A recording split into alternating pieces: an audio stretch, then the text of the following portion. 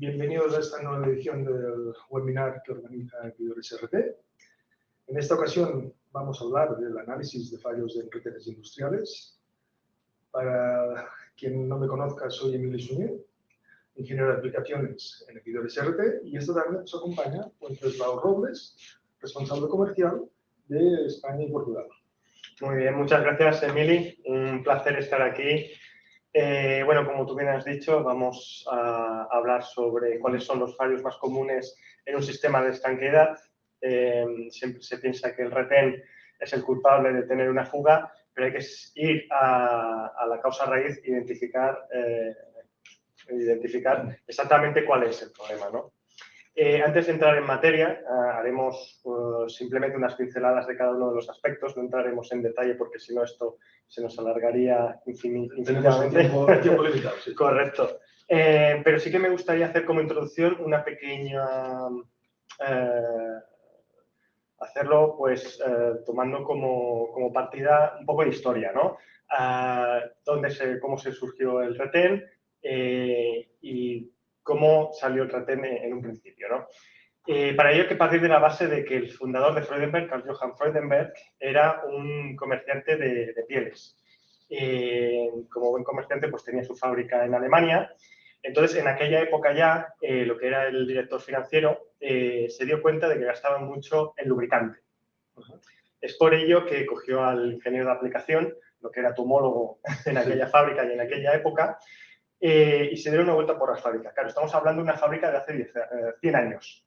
Estamos hablando de 1920. Por lo tanto, ha llovido bastante, correcto. Entonces, se dieron cuenta que sobre todo en las máquinas de corte, en las cizallas, había un gran charco de grasa en el suelo. Entonces, dijeron, vale, hemos identificado el problema, hay que encontrar una solución. Como solución más arcaica, más inmediata en aquel momento, a aquel ingeniero de aplicación se le ocurrió coger un inserto de metal y cubrirlo con un poco de piel, ¿no? Entonces, de esa manera, pues, cogió, lo puso en el eje y supo, pues, contener la fuga en aquel momento. Y así fue como nació el primer retén. O sea, se inventó un retén de cuero. Sí, de cuero y de aquella manera que es un poco accidental, ¿no? Como todo un poco los inventos que se han hecho por accidente, como el chupa chups o el polo, ¿no? Que lo dejaron un palo pegado a un vaso e inventaron el polo. ¿Qué pasa? Cuando se inventó este retén se quiso hacer el homenaje a este ingeniero de aplicación que se llamaba Walter Sima. Entonces, claro, el apellido de esta persona era Sima, la forma de retén era de un anillo, por lo tanto, ahí el nombre Simale. Eso es muy alegre. Sí, correcto. Y bueno, y continuando con un poco de historia, una de las premisas, uno de los principios rectores de Freudenberg es las relaciones a largo plazo. Y con esto, pues, tenemos un claro ejemplo de la relación o la larga relación que tenemos entre Freudenberg y Epidor, que creo que el primer contrato no verbal fue en 1953 y luego se hizo efectivo, bueno, se puso negro sobre blanco, en 1955 se hizo el primer contrato, que creo que, si no me equivoco, lo tenéis enmarcado. Sí, señor. Tenemos enmarcado. Y bien expuesto, ¿no? Y bien expuesto, sí. Bueno, pues claro, esta larga relación lo que nos ha permitido ha sido el poder tener una gran experiencia y tener una gran excelencia a la hora de identificar muchos casos en los que hemos tenido fugas y a saber identificar qué es lo que de verdad crea una fuga. Entonces, aquí vemos un poquito, va a ser el núcleo del webinar. Sí. El análisis de fallos, vamos a contemplar causas derivadas o directamente del retén. Sí. Lubricación, entornos de trabajo, condiciones de trabajo, acabados y montajes. Queremos resaltar que en cada imagen hay dos leyendas.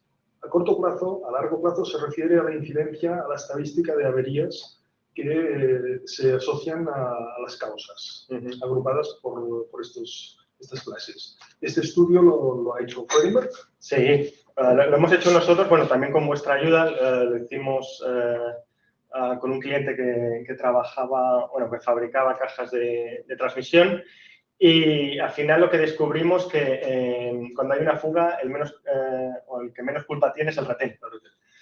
Hay que tener en cuenta que, bueno, son varios los aspectos, pero para entrar un poco más en profundidad en cada uno de los aspectos, yo creo que primero de todo tenemos que entrar en saber lo que es un retén, cuáles son los componentes del retén, cómo se crea el efecto de estanqueidad y a partir de ahí poder hablar del resto de...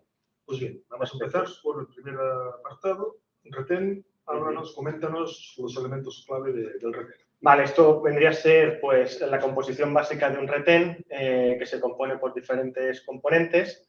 Tenemos el labio de estanqueidad. Dentro del labio de estanqueidad tenemos la arista de estanqueidad, que es el componente donde se va a producir el efecto bombeo, que luego a continuación lo veremos. Luego tenemos el muelle helicoidal, que vendría a ser la parte que, bueno, el muelle, la función que tiene es la de hacer la presión adecuada del retén sobre el eje para poder crear este efecto de bombeo. Luego, como parte opcional, tenemos el labio guardapolvo, que la función la que tiene es la de impedir que la contaminación externa entre dentro de nuestro sistema de estanqueidad. Luego tendríamos la inserción metálica, que vendría a ser el esqueleto propiamente dicho del retén. Y luego tendríamos, finalmente, en la parte de arriba, el ajuste por interferencia, que vendría a ser la parte que toca el alojamiento para que tenga, bueno, que esté bien sujeto a lo que es el alojamiento, ¿no? Vale, vistos los componentes, los elementos clave, explícanos un poquito el mecanismo de estanqueidad, cómo funciona. Correcto. Esto es muy interesante porque la gente se piensa que el retén toca directamente el eje. Bueno, de hecho, es cierto. Cuando está la máquina parada. Correcto. Cuando está parado, el retén toca el eje. Para que lo podamos entender de una forma un poco más gráfica, tú me has dicho antes, Emili, que eras aficionado a la navegación, sí, ¿verdad? Sí, sí. Vale. Pues tomamos como ejemplo un barco. Cuando está en el puerto, está quieto y está como más hundido en el agua, ¿verdad? Sí. Pues esto pasaría pues, con el retén y el eje. Cuando están parados, están en contacto. ¿Qué pasa cuando sacas el barco fuera del puerto y empiezas a coger velocidad? La proa se levanta. Correcto, se levanta y muchas veces da el efecto de que el barco no llega a tocar la superficie del agua. Pues eso es parecido. Cuando empieza a girar el eje, se crea el efecto bombeo, que lo que hace es que el retén, perdón, se levante, nada, unas micras, es imperceptible, pero entonces se cree este efecto bombeo que lo que hace es el efecto de estanqueidad propiamente dicho. Y aparte, este mismo efecto bombeo lo que hace es que haya una circulación del lubricante, lo que permite una buena, digamos, un buen enfriamiento en esta zona, porque como veremos más tarde se crean temperaturas extremadamente altas en un punto muy concreto. Sobre los materiales que tenemos a nuestro alcance, ¿qué nos puedes comentar? Bueno, los materiales más comunes en principio son tres, que vendría a ser nosotros lo que llamamos el NBR, el nitrilo, correcto, es la goma. Son para aplicaciones bastante más estándares. Luego tenemos lo que nosotros llamamos FKM, pero seguramente a nivel más coloquial la gente lo conoce como el Bitón o el Byton, dependiendo de si eres más o menos internacional. Y finalmente, el resto de aplicaciones son para aplicaciones más exigentes, donde hay temperaturas y velocidades más altas.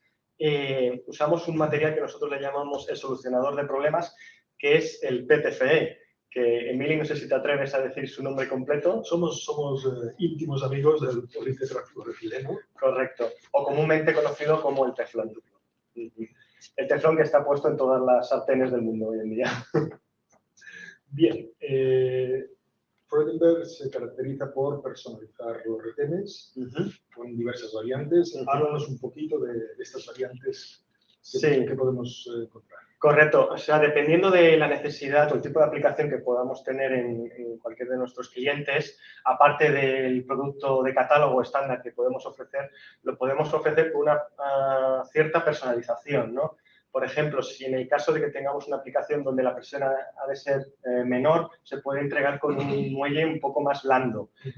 Si hemos de hacer, si es un retén con guardapolvo y hemos de reducir la presión en ese hueco entre en la lista de estanqueidad y el guardapolvo, se puede entregar perforado. Lo podemos entregar preengrasado, lo podemos entregar con una pequeña cubierta en el labio en la lista de estanqueidad de FKM o incluso de teflón. O sea, se puede hacer casi a un traje a medida. Sí. Vale, también quería hacer referencia que si se visita nuestro canal de YouTube, tanto como en el vuestro, se pueden encontrar infinidad de vídeos, ya sea sobre información de productos, sobre tutoriales, tutoriales de montaje, tutoriales de producto, tutoriales de desmontaje, tutoriales de engrasado, etcétera. Yo recomiendo que cuando alguien esté aburrido o incluso por la noche cuando llegas a tu casa y no te apetezca ver la tele, pues que entres en nuestro canal de YouTube, porque la verdad es que es muy interesante y ese material no te lo acabas. Entre nosotros los que tienen ganas de hacerlo. Bueno, cada uno. Bien, pasamos al siguiente capítulo, que sería la lubricación, que vemos que a corto plazo pues, el índice de averías es realmente bajo, sin embargo a largo plazo es el que más. Correcto. Sí, sí, una buena lubricación es muy importante y vamos a ver por qué. Antes he comentado que en este pequeño espacio, en el labio de estanqueidad, se generan temperaturas extremadamente altas. Para que nos hagamos una idea, yo creo que la mayoría de personas tenemos una placa de inducción en casa, ¿verdad? En la cocina, correcto. Si cogemos uno de los platos, digamos el mediano, el de 18 centímetros de diámetro, y la cocina es una cocina estándar de una potencia de 2000 vatios, se ha sabido que se genera una potencia calorífica de 8 vatios por centímetro cuadrado. Pues para una aplicación estándar de un eje giratorio, nosotros hemos medido que esta temperatura se multiplica por 8. ¡Wow! Es una animalada. Eso es mucho calor. Correcto, es mucho calor. Por eso la importancia de la lubricación. Porque si no tenemos una lubricación a largo plazo, pues se va generando un desgaste prematuro del retén y al final no cumple lo que tiene que cumplir como vida útil. El lubricante, al renovarse por el efecto bombeo, pues va renovándose y refrigerándose. Correcto, sí, va refrigerando lo que es la zona. Sí, sí. Vale, los sistemas de lubricación, ¿cuáles recomendáis? Bueno, nosotros recomendamos que sobre todo el eje esté totalmente sumergido para que esta circulación sea lo más rica posible. Al final, si tú tienes más material para poder ser circulado, pues será más sencillo y conseguirás una lubricación en condiciones. Esto es lo que recomendamos. Sabemos que dependiendo de la aplicación no siempre es posible, porque claro, una cosa es el mundo ideal y otra cosa es la realidad, ¿no? Puede ser que tengamos una aplicación donde sumergir el eje totalmente en lubricante no es posible, por lo tanto recurrimos a otro tipo de soluciones, como puede ser la segunda imagen, la imagen del medio, que es el barboteo. No sé si lo he dicho bien, Emilio. Barboteo, también de orina aceite. Sí, correcto. Al final salpica y también pues consigues lubricar lo que es la zona. Y finalmente, claro, puede haber aplicaciones donde la lubricación no es posible o solamente es posible un engrasamiento, ¿no? En este tipo de aplicaciones son muy exigentes y nosotros recomendamos que se usen retenes con labio de teflón. Porque es lo que he comentado antes. Al final el teflón es un solucionador de problemas y permite tener una estanqueidad muy correcta o con muy altas prestaciones con lubricación limitada. Porque debemos recordar que la grasa lubrica, pero no es un refrigerante. Correcto. Por eso el teflón que soporta temperaturas muy altas. El tercer capítulo sería el entorno de trabajo, con un índice de averías a largo plazo del 20%. ¿Por qué es importante tener en cuenta el entorno de trabajo? Bueno, haciendo referencia otra vez a nuestro canal de YouTube, aquí hemos puesto un ejemplo de un producto que nosotros llamamos el MSS1, el Modular Sealing System 1, que, bueno, que se compone de un retén estándar acompañado con una tapa, ¿no? Y aparte, estos dos componentes pueden ser de diferente material. ¿Por qué se hace eso? Pues sobre todo está destinado para cajas de transmisión en entornos en las que hay mucha contaminación externa. Ya puede ser una fundición, un taller de mecanizado donde hay mucha viruta, entonces se protege, ¿no? Para poner un ejemplo gráfico de por qué el entorno es importante, no sé si tú, Emily, te acuerdas del caso del Challenger, el cohete... Sí, correcto, el cohete que explotó en directo, ¿no? Era por culpa de... Una tórica, correcto. Al final no se tuvieron, hace muchos años, no se tuvieron en cuenta, digamos, las condiciones del entorno porque no se esperaban que, digamos, que la transferencia de temperatura fuera tan rápida. Claro, el cohete estaba a temperaturas muy bajas durante la noche, luego cuando hicieron la ignición durante el día, digamos que la transferencia de calor fue muy rápida, entonces la junta colapsó. Esto es un ejemplo muy digamos, dramático, pero es para intentar transmitir la importancia que tiene saber cuáles son las condiciones del entorno, ¿no? Bien, las condiciones del entorno van de la mano con las condiciones de trabajo que vemos aquí, que tienen una incidencia del 25% a largo plazo. Correcto. Tenemos que saber muy bien en qué condiciones está trabajando nuestro retén, ¿no? Nosotros siempre pedimos, digamos, 5 aspectos que son claves para saber qué tipo de retén va a ser el adecuado para la aplicación en concreto, ¿no? Nosotros tenemos interiormente un truco, que usamos este acrónimo, que es STAMP, como puedes ver, es un sello, le hemos puesto hasta el precio y todo. STAMP, claro, STAMP en inglés significa sello. Sello, sellar, estanqueidad, pues nos hace acordar de eso, ¿no? Vale, está en inglés, pero bueno, al final son palabras muy sencillas que todo el mundo conoce. Y al final, ¿qué es lo que necesitamos saber, no? Debemos saber la velocidad y el tamaño del eje. Necesitamos saber la temperatura, necesitamos saber el tipo de aplicación. Claro, no es lo mismo un retén que vaya o una aplicación de estanqueidad para un tractor que para una mezcladora de colores. Son aplicaciones totalmente distintas. Tenemos que saber el tipo de fluido para poder luego seleccionar el material del retén. Compatibilidad química y demás. Correcto, eso es. Y luego la presión. Claro, no es lo mismo trabajar a presión 0 que a 0,5 o un bares de presión. La cosa cambia mucho. Esto me recuerda a un caso que tuve con un compañero tuyo, Mili. Estábamos visitando a un cliente y este señor, pues, le estábamos proponiendo, de hecho, esta misma diapositiva y le decíamos, oye, ¿a ti te gustan los coches? Sí, sí, sí, ¿qué coche tienes? Pues un SUV con potencia, que corre y tal.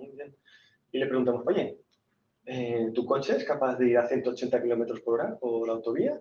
Decía, sí, claro, yo lo he puesto en las autobahns de Alemania, incluso más, y sin ningún problema.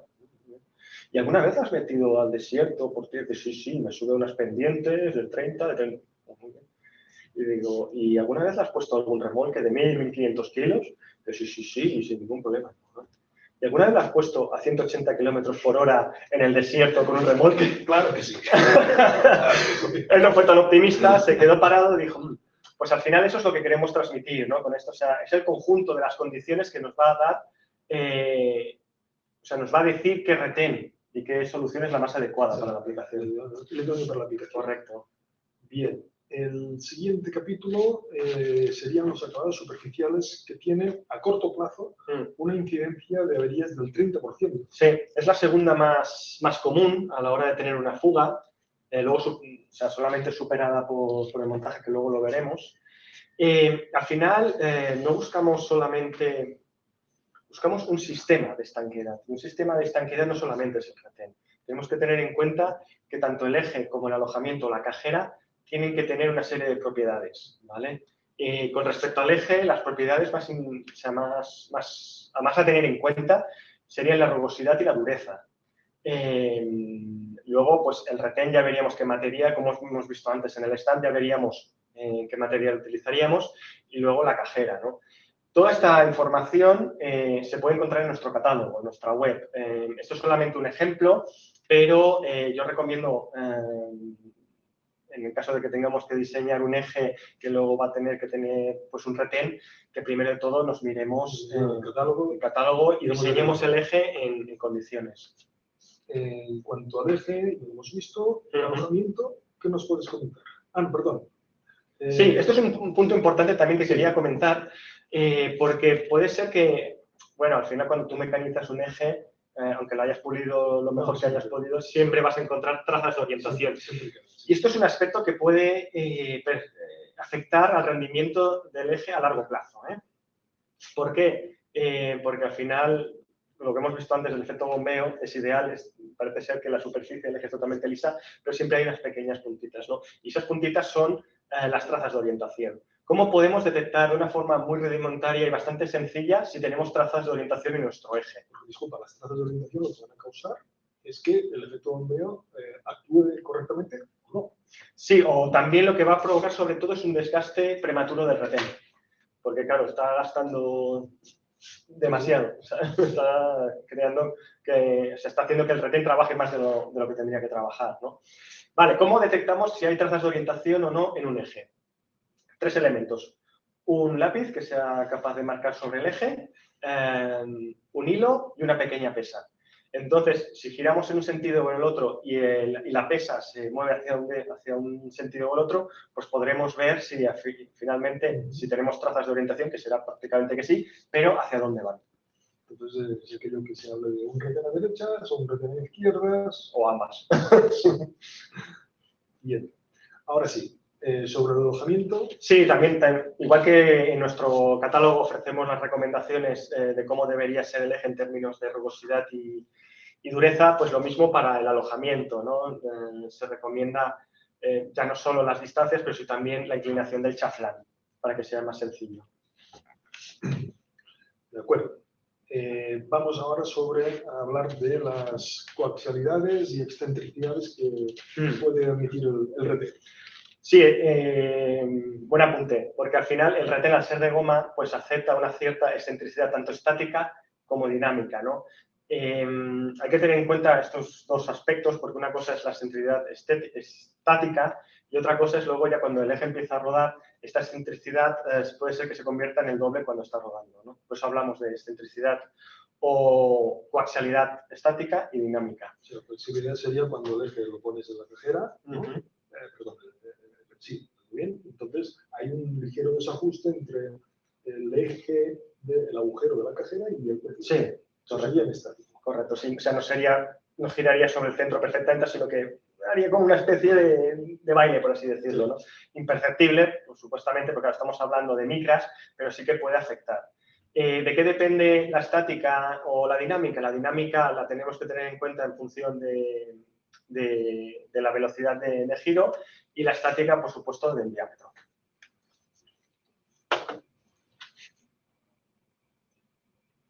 Bien, y ya vamos a por el último apartado, que sería el de montaje.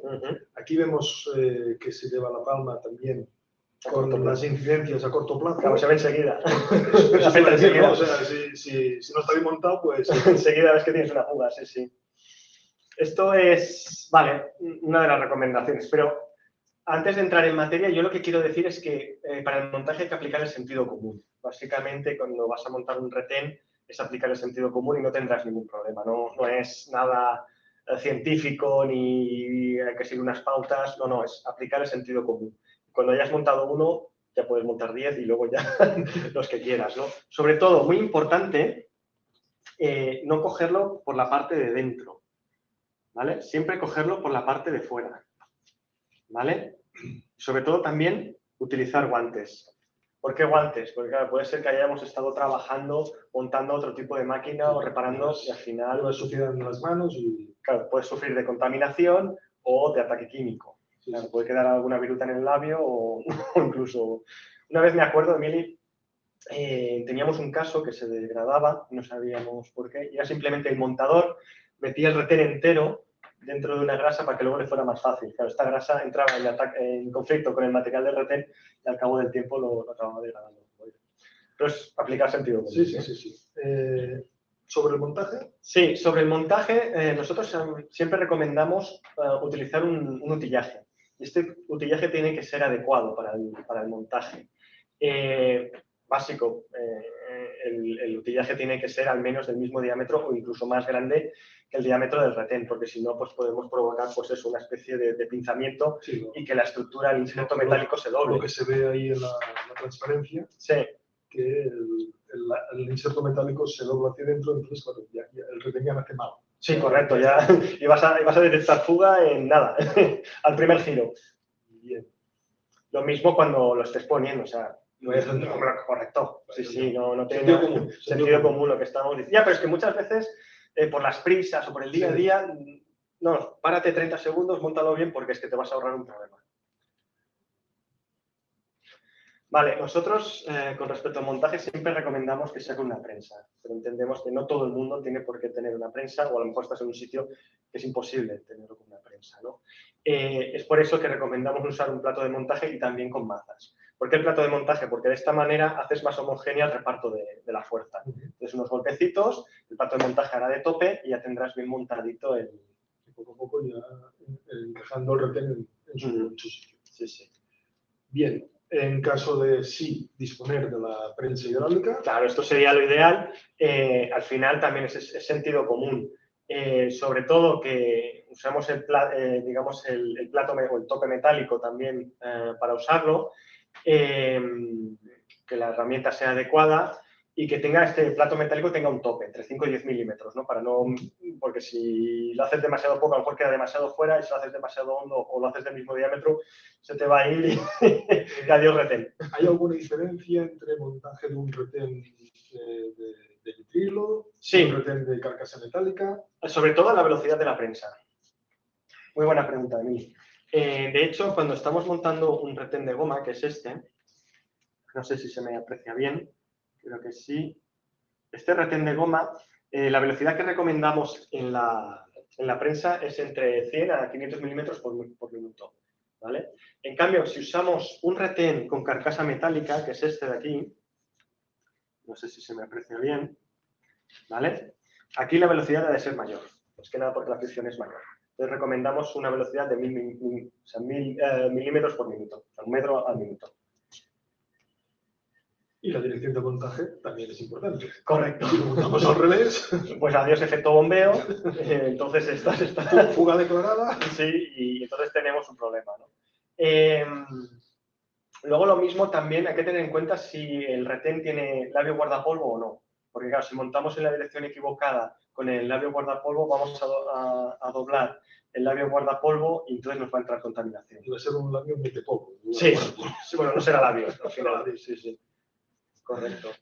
Esto es muy interesante porque dicen, o sea, la gente nos pensamos que el montaje de un retén con labio de teflón es parecido. Pero hay que tener en cuenta que el teflón es más rígido que la goma, no tiene tanta memoria elástica. La memoria de un retén de goma es muy grande, en cambio la de teflón no. Entonces hay que tener dos aspectos presentes a la hora de instalar un retén con labio de teflón. Una es un utillaje, que nosotros llamamos un cono dilatador, y la otra es precalentar el retén para que sea un poco más dúctil y sea más sencillo introducirlo. Gane flexibilidad. Correcto. Entonces luego, pasado un tiempo, el retén se enfriará, el labio volverá a su posición original y podrá hacer su función. La brida sería ideal. Sería lo ideal, claro. A ver, con una brida es muy sencillo a la hora de montar un retén porque, más que nada, la ventaja que tiene es que si tenemos que hacer el mantenimiento a nuestro eje o a nuestra máquina, lo único que tenemos que hacer es desatornillar esta brida, sacar la brida, sacar el retén, y si el retén sigue estando en condiciones operativas, pues no hay ningún problema en utilizar el mismo retén y lo puedes volver a instalar. Simplemente es volver a poner el retén en su sitio con las herramientas que hemos dicho antes, si a ser posible, volver a atornillar y volver a poner la máquina en marcha. Para el caso en que no podamos, no tengamos brida, pues por desgracia habrá que hacer un proceso un poco más destructivo, o destructivo del todo. Del todo. Ya veo que nos quedamos en retén. Sí, correcto. Entonces, bueno, simplemente es taladrar uno de los costados del retén y hacer fuerza hacia el lado opuesto de la instalación para poder extraerlo. Ahí veo que hay un útil. Sí, correcto. Si a poder ser, pues hacerlo con este mismo útil. Pues facilitará mucho este tipo de faena. Vale, sobre el engrase, que a veces hay dudas, cuánta grasa hay que poner, qué tipo. Sí, correcto. Hay que tener estos dos puntos en cuenta, los que tú has dicho, Mili. ¿Qué grasa poner y cuánta grasa poner? Esto es como cuando riegas tu jardín. Demasiada agua es igual de malo que muy poca agua. Lo sé por esto. He cargado alguna planta. Sí, pues por eso mismo. Nosotros recomendamos la grasa Petamo de Kluber. Kluber también es una empresa de grupo, por lo tanto, digamos que está tanto Freudenberg Sealing Technologies como Kluber están debajo del mismo paraguas, por lo tanto, podemos ofrecer una solución mucho más compacta. Luego, a la hora de engrasar cuánta grasa ponemos, nosotros recomendamos no superar el 40% del volumen entre el labio y el guardapolvo. ¿Vale? Aquello de menos es más. Correcto. Vale, y a la hora de hacer el engrasado, como bien hemos comentado al principio de la presentación, Emili, nosotros ya los podemos suministrar preengrasados, pero si el cliente lo prefiere, también lo puede hacer él mismo. Lo único que es utilizar otra vez el sentido común. no usar brochas, no usar tu propia mano, sino usar útiles y respetar siempre la cantidad que nosotros indicamos. Ahí vemos una espátula y el concepto de menos es más. Correcto, sí, sí. Porque al final luego ella misma se esparce y ya queda bien repartida. Vale, luego para los retenes de carcasa metálica, los que he enseñado antes, también recomendamos el uso de un aditivo para que el encaje sea mejor, para que no haya ningún tipo de movimiento una vez que el retén está instalado en el alojamiento. Aquí nosotros recomendamos aditivos de Loctite, que si no me equivoco vosotros también los distribuís. Sí, sí. Entonces es ideal, también queda en casa de todo, ¿no? También. Vale, claro, al final el cliente cuando es corporativo, ¿no? No voy a decir nombres, pero claro, muchos de los fabricantes de transmisiones o de cajas de transmisión, etcétera, les gusta pintar su producto, ¿no? Claro, las pinturas llevan sus aditivos, llevan cosas, ¿no? Si tú vas a pintar tu máquina, intenta proteger el retén, porque si no, vamos a tener un ataque químico. Las pinturas llevan disolventes, pueden llevar lacas, barnices, etc. Sí, sí, sí. Y eso pues, puede afectar el al ataque químico. Bien. Muy bien. Por último, sobre este aspecto, lo que tenemos es el almacenamiento, ¿no? del retén. Nosotros siempre recomendamos hacerlo en el empaque original de Freudenberg.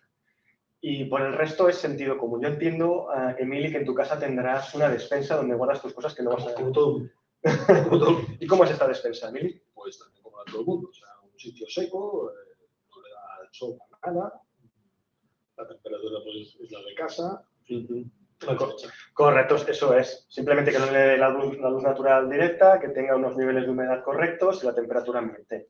Con eso, nuestra experiencia nos ha dicho que podemos llegar a guardar retenes en NBR hasta durante 7 años. Los de Viton o FKM hasta 10 años. Y de los dos, tanto NBR y FKM, si están preengrasados, 36 meses que llegan a ser 3 años. Bien, pues con esto finalizamos el webinar. Ahora vamos a la ronda de preguntas. Joan nos pregunta sobre el plazo de entrega de los retenes especiales. ¿Cuál es ese plazo? Cuando dice especiales, entiendo que se referirá a los que hemos dicho al principio de... Supongo que son aquellos que se pueden personalizar. Vale, se pueden personalizar, perfecto. Pues nuestro plazo de entrega estándar para productos que tenemos que fabricar son entre 4 o 6 semanas. Como son modificaciones, digamos, dentro de catálogo, el plazo no varía, por lo tanto es el mismo, 4 o 6 semanas. Bien. Otra pregunta. Elisenda dice, ¿cuál es la velocidad máxima para los retenes de NBR con guardapolvo? Pregunta técnica, ¿eh? Bolín, aquí el nivel ha subido bastante, esto es con un retén NBR con guardapolvo, la velocidad máxima es de 8 metros por segundo, velocidad lineal siempre, ¿eh? Si es sin guardapolvo es 15. 15 metros por segundo. Si es sin guardapolvo. Vale. Pablo. Pablo pregunta, ¿los retenes son de China? No. Vale, entiendo la pregunta de Pablo. Es curiosa, pero entiendo dónde fabricamos nuestros retenes. Sí, supongo que van por ahí. En una fábrica. Las fábricas... déjame que haga un pequeño paréntesis. Otra de las premisas muy importantes de Freudenberg es somos una empresa global, pero con servicio local. Eso quiere decir que todos los retenes del mercado europeo se fabrican en Europa. Tenemos fábricas en Alemania, tenemos fábricas en República Checa, de hecho aquí en España también, tenemos fábricas en el Reino Unido, tenemos fábricas en Italia. Y no sé si hay más preguntas, creo que estamos recibiendo alguna. Está entrando una pregunta, dice...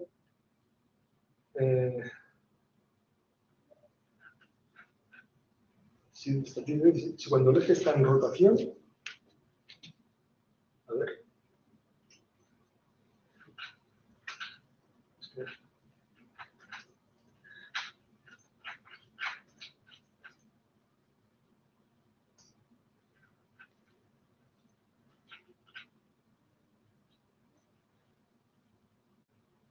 Vale. Es decir, si cuando el eje está en rotación, el labio del retén no está en contacto con el eje, por aquello que hemos explicado del efecto bombeo, porque luego aparecen marcas de desgaste. Bueno, eso habría que ver exactamente cuál es la causa raíz. Puede ser que no esté bien dimensionada la aplicación. Puede ser que, como hemos dicho antes, que la dureza del eje no sea la adecuada y no esté bajo las condiciones nuestras que hemos puesto en catálogo. Y puede ser que tengamos o mayor velocidad o que el lubricante no sea el correcto. Incluso podría ser que el desajuste, la coaxialidad, también puede ser que no fuera la adecuada y estemos tocando. Claro, eso luego habría que llevarlo. Sí, correcto. Habría que llevarlo al laboratorio y ver en cada, bueno, lo que se dice a las 9, a las 12, a las 3, a las 6, dónde toca más. Claro, es que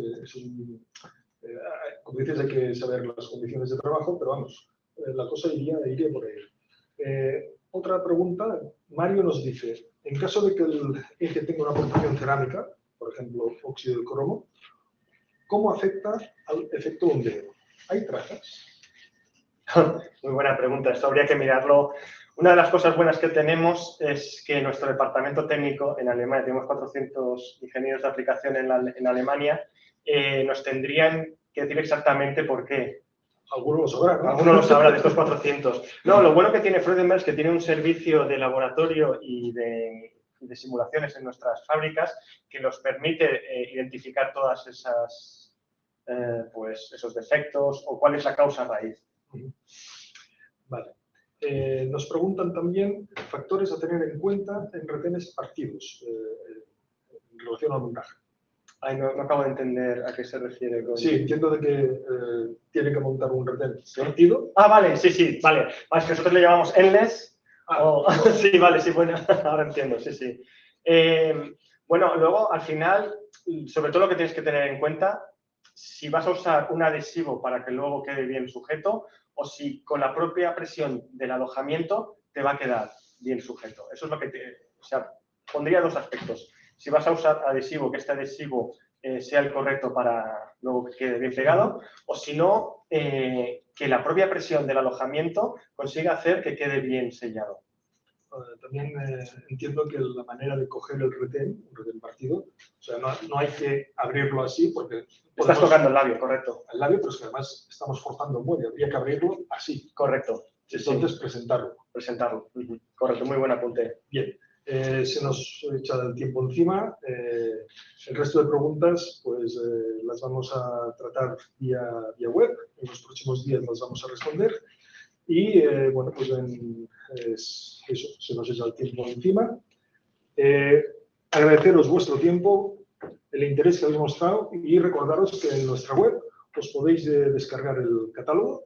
En este catálogo encontraréis información ampliada y muy detallada de los aspectos, de las pinceladas que hemos dado aquí. Y nada, nos volveremos a ver en el siguiente webinar. Muchas gracias y buenas tardes. Muchas gracias.